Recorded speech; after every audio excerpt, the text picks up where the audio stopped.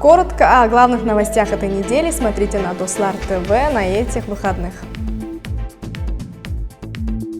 В Астрахани впервые прошли джумановские чтения в честь просветителя Равиля Джуманова, всю свою жизнь посвятивший возрождению идентичности нагайцев Астраханской области. Ко Дню народного единства в Центре народного творчества и культурного развития администрации Ногайского района состоялся праздничный концерт, в котором приняли участие артисты Ногайского центрального дома культуры, драматического театра, солисты фольклорно-этнографического ансамбля «Айланай», артисты оркестра народных инструментов и детский хореографический ансамбль «Карлыгаш».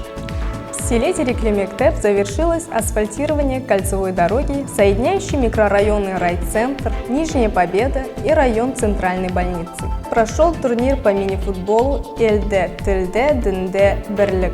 В селе Кумбатар отметили День народного единства России и 120-летний юбилей села Кумбатар. Оннан да көп түрлі телеберулер Дослар ТВ каналда.